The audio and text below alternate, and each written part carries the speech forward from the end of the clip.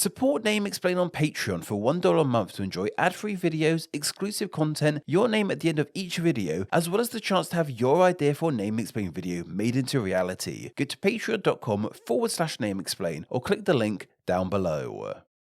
The Vatican City is just under half a kilometre in size and has a population of around 750 people. It's not a very big place to say the least. But despite this, and what sets it apart from some much larger cities, is the fact that it isn't really a city. It's an entire country and has nation status. This is actually a pretty well known fact. Pretty much everyone knows that the Vatican City is its own independent country within the borders of Italy. It's a teeny tiny microscopic nation. But despite being a nation that is micro-sized, it is actually not a micronation.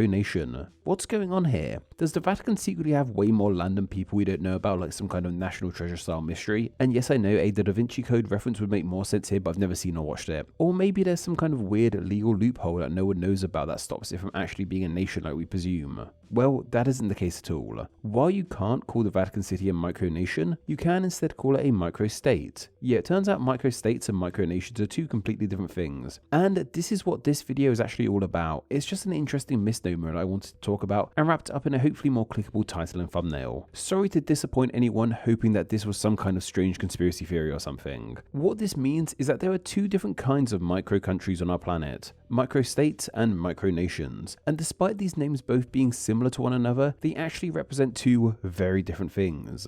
Microstates are the more recognized of the two, and that is what the Vatican is, not a micronation. There seemingly isn't a single definition of what constitutes a microstate. Pretty much any country that is small in either its geographic landmass or population can be considered a microstate. They also have varying degrees of autonomy too. Some are completely independent, while others rely on support in some form from a nearby nation for things like military or trade. Countries that are pretty much universally regarded as microstates include the likes of the Vatican City as mentioned, but also the likes of San Marino, which is also within Italy, Andorra and Liechtenstein across Europe, Sao Tome and Principe and the Seychelles off the coast of Africa, the Maldives in the Indian Ocean, various small Caribbean island nations like Barbados, St. Lucia, St. Kitts and Nevis, Antigua and Barbuda and Dominica, as well as various island nations in the Pacific like Palau, Nauru, Kiribati, Tuvalu, and Tonga. They are universally agreed upon because they tick both criteria of being small landmass-wise and small population-wise. But beyond these microstates, there are other countries which are also in some cases considered to be microstates too, because they tick one of these criteria. For example, Iceland. Iceland is a pretty big country. The main island of Iceland is just over 39,000 kilometers in size,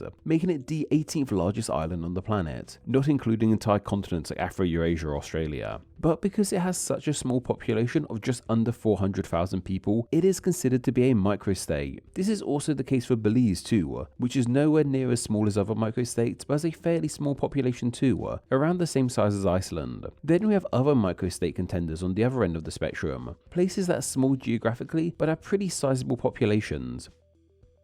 Malta is a great example of this. This island nation is just over 300 kilometers in size, but has a population of way over 500,000. Yeah, more people live in Malta than they do in Iceland. The island nation of Bahrain is tiny too, but has a population of almost 1.5 million people. This can make the definition of a microstate pretty confusing, and there are other countries out there that many people might consider a microstate, but aren't actually seen as one by the wider population. A great example of this is with Luxembourg. While it is relatively small in comparison to its neighbours, it's nowhere near as small as other definitive microstates. It has a fairly sizable population too, of around 670,000.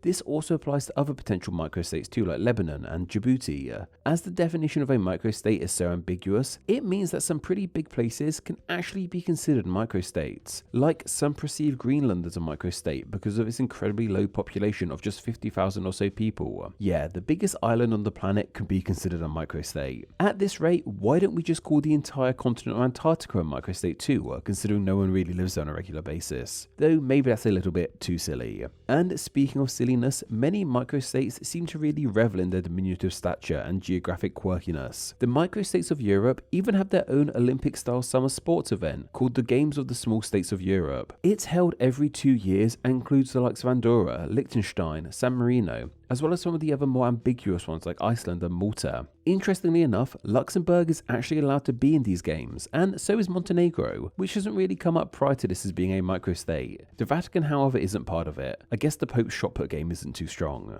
So microstates are pretty much just countries that are small in some form. So if a microstate is fundamentally just a micro-sized nation, then why can't we call them micronations? This is because the term of micronation has been reserved for a different kind of thing entirely. Micronations are really weird and wonderful things. They amount to areas of land that are being claimed by a person or group of people as an independent nation, but haven't really received recognition from places like the UN, or even the nations they are within or near to. They can come into being for a variety of reasons. From people wishing to be independent from their nation for political or protest reasons, to people just being creative and a tad silly.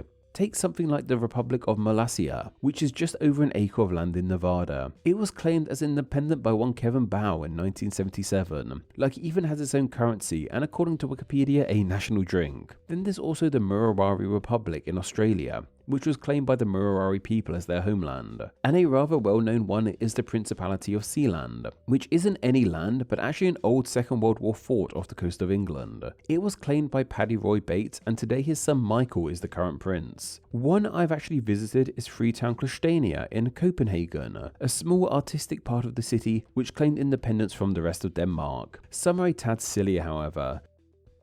New Atlantis, an example, was claimed by the brother of Ernest Hemingway, Lester Hemingway. While the name might sound mysterious, it was actually just a raft off the coast of Jamaica. Still, it had its own currency and flag. And of course, there's the Kingdom of Lovely, a micronation founded by the great leader Danny Wallace. Peepo, if you're watching, by the way. It was in his flat for his television series, How to Start Your Own Country. Micronations really do come in all shapes and sizes, from land claimed across a continent for its native inhabitants, to a British comedian forming one for a TV show. They're really fun things, and I ought to do an entire video on their names alone one day. But the defining feature of a micronation is the fact that they are not recognized by the wider global community. Lovely, Sealand, and Molossia don't have seats at the UN, unfortunately. Microstates, on the other hand, have much more recognition on the global stage, and that seems to be the key difference between the two of them. Some micronations might be larger in size than some microstates, and some microstates like Iceland and Malta aren't that small in regards to their size or population, but because they fit one of those criteria and they are globally recognized as countries, they get to be considered microstates. It really opens up the whole debate about countries being these weird human-made ideas.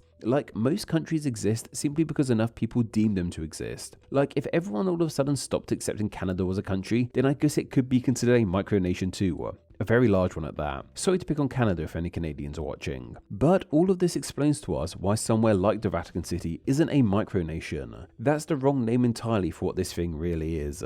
But while we're at it, there are some other landmasses across the globe of various sizes and recognizability that are often mixed up with micronations and microstates. These kinds of places have different collective titles unto themselves. Take dependencies as an example. These are areas of land that can be small in size and population and have degrees of autonomy, but depend on another nation at the same time. We already mentioned Greenland as a potential microstate, but is also an autonomous territory of Denmark, so it's both its own country and a potential microstate to some people's estimates, but also a territory of Denmark. The United Kingdom has a ton of these from its former empire, which all have varying degrees of self-control. Places like Bermuda, the Cayman Islands, and Montserrat are all overseas territories in the UK. In this way, they don't have too much of their own national identity, whereas places like Jersey, Guernsey, and the Isle of Man are all crown dependencies. This means that they're pretty much their own independent nations, but depend on the crown, aka the UK, for some things. This is why places like the Isle of Man aren't considered a microstate. They're their own kind of thing. Another interesting case is with unrecognized states. These are countries that have varying degrees of recognition across the globe. This includes the likes of Somaliland, Palestine, the Sahrawi Republic, and Kosovo. Then there's also city-states. These are a kind of microstate that consists of pretty much a single city. There used to be way more of them in the past. Like, the modern nations of Greece and Italy were once comprised of various independent city-states, but there are still some around today. Monaco and Singapore are some of the most notable examples, as is the Vatican City, which is the country this entire video kicked off with. But hopefully now you should know your microstates from your micronations. Now, if you don't mind me, I'm going to go claim my shed as the independent nation of Name Explainia. Yeah, that doesn't roll off the tongue all too well. Let me know what you think my hypothetical shed-based micronation should be called down in the comments below. Name Explain depends on viewers like yourself supporting the channel financially on Patreon, so a huge thank you to everyone who does. Donating just $1 a month helps the channel amazingly and gets you bonuses including ad-free videos, exclusive content, the power to request ideas to be made into actual Name Explain videos, and your name at the end of the video with all these awesome people. Visit patreon.com/Name Explain or click the link down below to find out how you too can support the channel. Thank you.